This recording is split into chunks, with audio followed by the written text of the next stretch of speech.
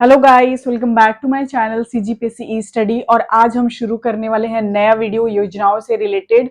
तो देखिए, पिछले मैंने 2 वीडियोस डाले हैं योजनाओं पे। और योजनाओं पे देखो, स्टडी वाले वीडियोस में मेरा ही नहीं, बड़े बड़े यूट्यूब चैनल का भी थोड़ा सा व्यूज तो आप लोग देखते हो कैसे होता है, तो वो उसकी वजह से थोड़ा सा।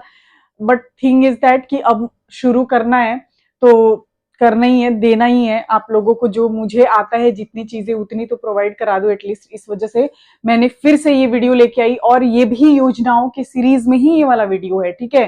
तो 2 वीडियोस आ चुके हैं ऑलरेडी।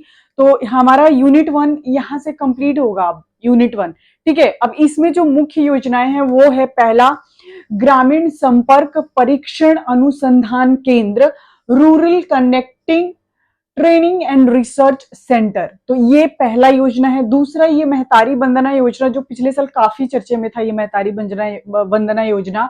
और ये महतारी वंदना योजना काफी चर्चे में था ही नहीं, अभी भी है। और आप लोग में से ही कुछ लोगों के घर आज भी इसमें जो 1000 रुपीज महिलाओं को आता है वो आता है, तो उसके बारे में थोड़ी डिटेल्स पढ़ेंगे। नेक्स्ट है सामाजिक सुरक्षा पेंशन योजना। चौथा, जो तीसरा हम पढ़ने वाली योजना, और चौथा योजना है सुखद सहारा योजना। तो ये 4 योजनाएं हम इसमें कंप्लीट करने वाले हैं। अच्छा, प्रीवियस जो वीडियोस हैं उसमें हम लोगों ने मोस्टली 5 या 6 मतलब योजनाएं कर ली हैं। तो लगभग 10 योजनाएं उधर, सॉरी, अप्रोक्सीमेटली 12 के योजनाएं उधर हमने कंप्लीट कर लिया है, और 4 यहाँ पे। तो 16 योजनाएं हम अभी ये पढ़ लेंगे। बाकी जो मेजरली है, जैसे नरेगा, मनरेगा, ये वाला आने वाले टॉपिक्स में पता चलेंगे। जो ऑल इंडिया लेवल पे काफी चर्चे वाले जो योजनाएं हैं वो सब हम आने वाले वीडियोस में देखेंगे। बाकी जो ये वाला है, पहला शुरू करते हैं, rural connecting training and research centre. तो ये कैसा रिसर्च सेंटर, या मतलब कैसा प्रशिक्षण, जो गांव के संपर्क के लिए, और गांव में संपर्क के लिए सबसे मुख्य चीज क्या है? सड़क है ना। आप मतलब शहरों से गांवों की ओर जब आप जाते हैं तो संपर्क करने के लिए सबसे इंपॉर्टेंट चीज क्या है जो कनेक्ट करती है शहरों और गांवों को? शहर है, सॉरी, रोड है ना, सड़क है। और ये सड़कों के निर्माण के लिए ही ये योजना लाई गई है। और इस योजना का नाम क्या है? ग्रामीण संपर्क प्रशिक्षण अनुसंधान केंद्र। नेक्स्ट, इसकी भूमिका क्या है? ये मतलब बेसिकली ये क्या चीज के लिए योजना है? तो ये योजना चर्चा में इसलिए थी, और चर्चा में इसलिए ये योजना लाई गई थी, और ये अभी भी बना हुआ है। और अभी भी इसको हमें स्टडी क्यों करना है? क्योंकि इसमें एशियन डेवलपमेंट बैंक द्वारा इसको अनुदान किया गया था, और एशियन डेवलपमेंट बैंक द्वारा ये अनुशंसा की गई थी, ठीक है। अब इसका मेन क्या था कि भारत के 5 राज्यों में ये शुरुआत की गई थी, और अभी इसके जो सड़क होते हैं उसके रूप रेखा प्रशिक्षण, उसके जो परीक्षण कर किए जाते हैं, कैसे है, सही है कि नहीं, उसकी जो मरम्मत होते हैं, टूट टूट जाते हैं तो, और अब उसमें जितनी मटेरियल है उतना सही ढंग से उपयोग हो रहा है कि नहीं, उसके लिए ये योजना लाई गई थी। और किसके द्वारा लाई गई थी? एशियन डेवलपमेंट बैंक के द्वारा। और भारत के इनिशियली 5 राज्यों में लाई गई थी, लेकिन अभी ये 2800 राज्यों में लागू है। नेक्स्ट, शुरू कब हुई थी? तो दिसंबर 2014 में ये योजना शुरू हुई थी। और हमारे छत्तीसगढ़ में रायपुर के निमोरा ठाकुर प्यारे लाल पंचायत ग्रामीण विकास मंत्रालय के द्वारा ये शुरू की गई थी, ठीक है। और कब की गई थी? दिसंबर 2014 में शुरू की गई थी। लेकिन अभी ये योजना रायपुर के झांझग्राम से संचालित है। कहां से? और ये सॉरी, नया रायपुर में है ये झांझग्राम, और वहां से संचालित है। नेक्स्ट जो है, इसका उद्देश्य क्या है इस योजना का? तो इस योजना का मुख्य उद्देश्य 3 है। पहला, जो सड़क बनती है इन सड़कों की गुणवत्ता, पहला चीज मजबूती, और दूसरा गुणवत्ता और मजबूती इन दोनों के मतलब सही हो, इसके लिए इन सड़कों के लिए किसको, अच्छा, ये सड़क बनाने के लिए जिम्मेदार कौन होते हैं? इंजीनियर्स होते हैं, है ना। वही मटेरियल वगैरह डिसाइड करते हैं। तो सबसे पहले वो सड़क अच्छी बने, उसकी गुणवत्ता अच्छा हो, मजबूती अच्छा हो, उसके लिए सबसे इंपॉर्टेंट क्या है कि ये जो अभियंता, जो इंजीनियर्स है, उनको सही प्रशिक्षण दिया जाए, उनको अच्छे से एजुकेट कर दिया जाए इस चीज के बारे में। तो ऑटोमेटिकली सड़क कैसी हो जाएगी? मजबूत हो जाएगी और गुणवत्ता पूर्ण हो जाएगी। समझ में आया? मतलब उसकी क्वालिटी बहुत अच्छी करनी मेन उद्देश्य है पहला। और उसके लिए क्या किया जाता है? इंजीनियर्स को एजुकेट मतलब करते हैं इसमें, ठीक है। तो पहला उद्देश्य ये हो गया। दूसरा उद्देश्य क्या है कि कम लागत वाली जो सड़कें होती हैं, कम लागत वाली सड़कें, अब कम लागत वाली सड़कें हैं मतलब उसमें उसकी गुणवत्ता खराब होगी, लेकिन ऐसी सड़कों का निर्माण करना जिसकी गुणवत्ता मजबूती तो हो ही हो और कम लागत में भी हो, ऐसे के ऊपर रिसर्च करना, इसके ऊपर अनुसंधान करना, इसका मुख्य इस योजना का कार्य था। तो पहला क्या इसका मुख्य उद्देश्य था कि जो इंजीनियर्स है उनको एजुकेट करना गुणवत्ता और मजबूती के लिए, और दूसरा क्या था कि जो पंचायत जो सड़कें हैं मतलब जो सड़कों के निर्माण में कम लागत के लिए अनुसंधान कार्य करना दूसरा उद्देश्य था। तीसरा मुख्य उद्देश्य था कि जो सड़कों के निर्माण में लगने वाली जो सामग्रियां हैं, इन सामग्रियों को आप पहले जो लेबोरेटरी होते हैं, लैब होते हैं, उस लैब में क्या करो, उसकी प्रशिक्षण मतलब परीक्षण कर लो, उसको पूरा जांच लो, परख लो, और उसके बाद उसको क्या करो, सड़कों के निर्माण में उपलब्ध कराते हैं। समझ में आया? तो ये तीन है। पहला, ग्रामीण विकास में जो सड़क हैं वो बहुत महत्वपूर्ण भूमिका निभाते हैं, वही कनेक्टिंग एरियाज हैं। तो उसके लिए सबसे पहले इसको लाया गया किसके द्वारा? एशियन डेवलपमेंट बैंक के द्वारा ये अनुशंसा की गई थी। भारत के 5 राज्यों से शुरुआत हुई, तो अब 2800 राज्यों में ये लागू है। दूसरा, हम पढ़ने वाले कब से शुरू हुई थी? तो दिसंबर 2014 से शुरू हुई थी। और जब शुरू हुई थी तो छत्तीसगढ़ में कहां से शुरू थे? ठाकुर प्यारेलाल ग्रामीण विकास और पंचायती जो संस्थान है उस संस्थान में, और ये संस्थान कहा था? निमोरा रायपुर में था पहले, ठीक है। लेकिन अब ये कहां से संचालित है? झांझग्राम से, और ये झांझग्राम कहां पे है? नया रायपुर में है अभी। तो अभी ये कहां से संचालित हो रही है ये वाली योजना? कौन सी योजना? ग्रामीण संपर्क परीक्षण अनुसंधान केंद्र योजना। और ये योजना कहां से अभी संचालित है? हमारे छत्तीसगढ़ में निमोरा रायपुर, सॉरी झांझग्राम। झांझग्राम कहां पे है? नया रायपुर में। समझ में आया? उसके बाद उद्देश्य इसके तीन प्रमुख थे। कौन कौन से? मजबूती और गुणवत्ता के लिए इंजीनियर्स को एजुकेट करना। दूसरा इसका मुख्य उद्देश्य क्या था कि कम लागत वाली सड़कों के लिए, कम लागत वाली सड़कों के लिए क्या करना है?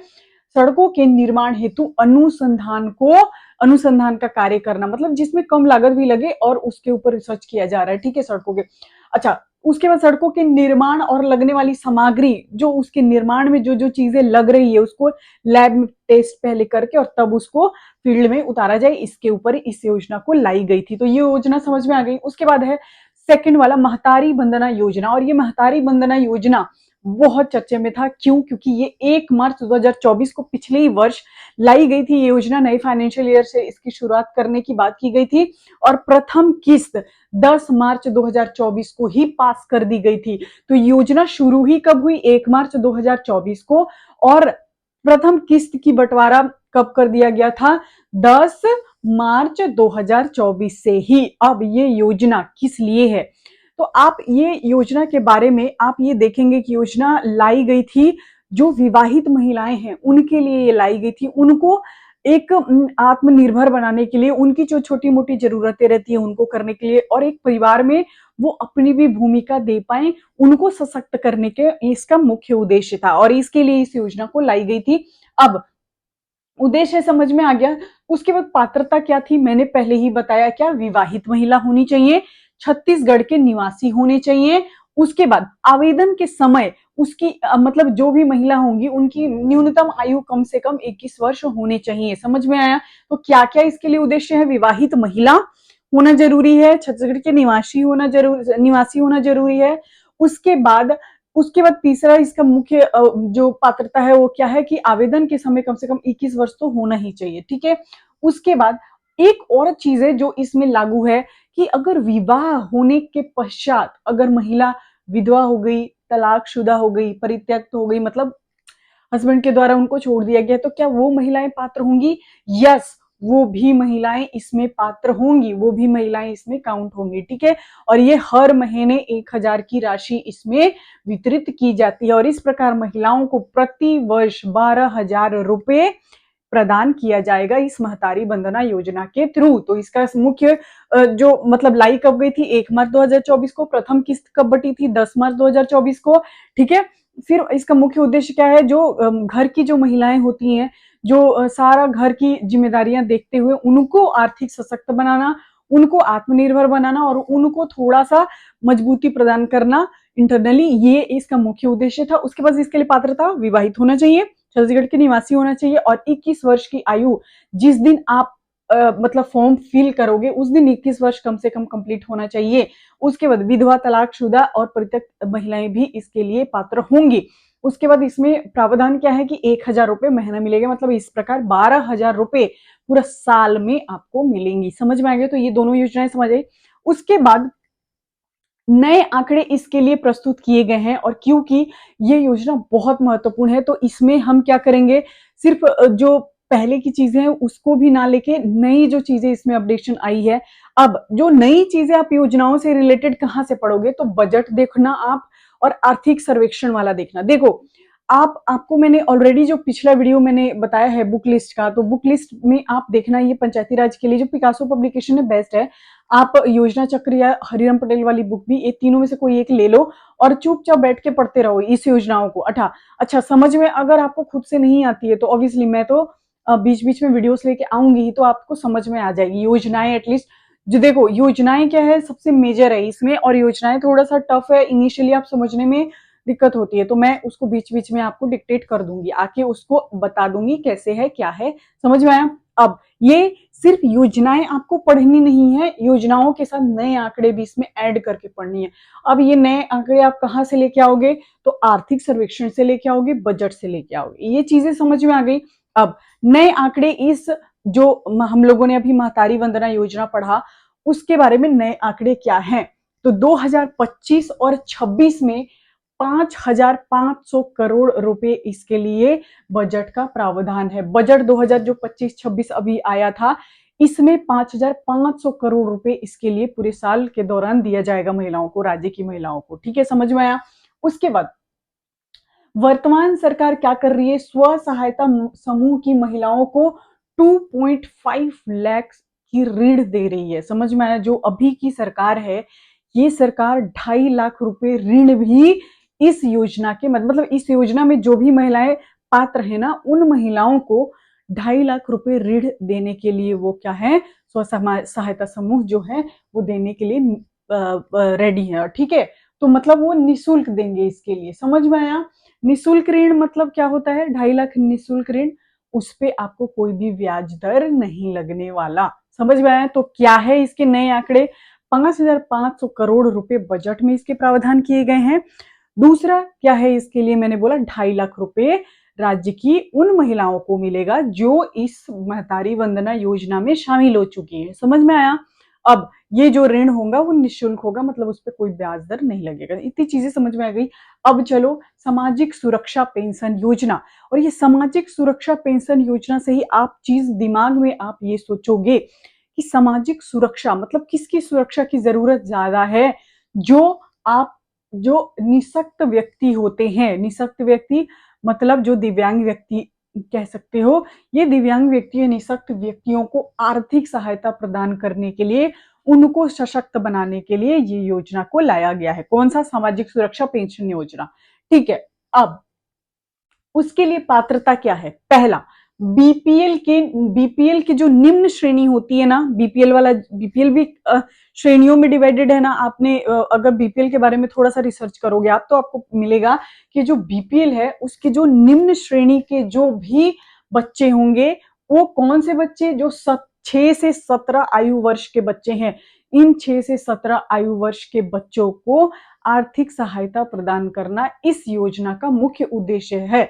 और ये बच्चे कैसे हैं, निःशक्त बच्चे हैं, जो दिव्यांग व्यक्ति होते हैं, दिव्यांग बच्चे, वो बच्चे हैं ये। समझ में आया? दूसरा, 18 वर्ष से अधिक आयु के भी बच्चे इसमें शामिल हो सकते हैं, लेकिन वो बच्चे निःशक्त होने चाहिए। समझ में आया? ये वाला कैसे होने चाहिए, 18 से कम, 18 अगर आयु है और उससे कम अगर मतलब आयु के जो बच्चे हैं, दिव्यांग हैं, और उनको अगर इस योजना का लाभ लेना है तो उनको बीपीएल होना पड़ेगा, और बीपीएल में भी निम्न श्रेणी का होना पड़ेगा। ठीक है, और 18 से ऊपर सारे निःशक्त बच्चे जो हैं सामान्य श्रेणी के भी इसमें शामिल हो जाते हैं। समझ में आया? और थर्ड, ये बौने व्यक्तियों के लिए भी है। कौन सा, सामाजिक सुरक्षा पेंशन योजना, और इसमें मिलेगी क्या, हर महीने 500 रुपए मिलेगी इसमें पेंशन। समझ में आया? प्रति माह 500 रुपए।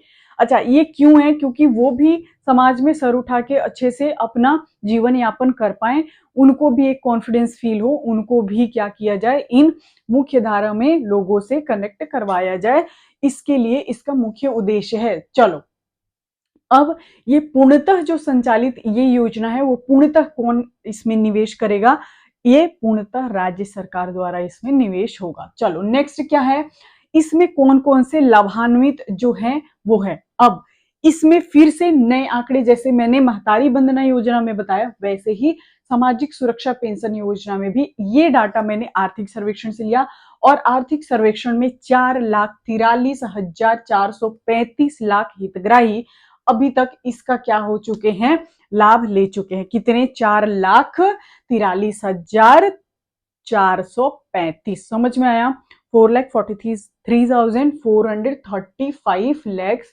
जो हितग्राही हैं, जो मतलब जो व्यक्ति हैं वो इसके लाभ ले चुके हैं। समझ में आया। और ये कम, आर्थिक सर्वेक्षण क्या होता है, पिछला डेटा होता है, और बजट क्या होता है, जो इस साल क्या होने वाला है उसके लिए होता है। समझ में आया। तो ये आर्थिक सर्वेक्षण से इतनी क्या निकली है, इसकी डेटा निकली है।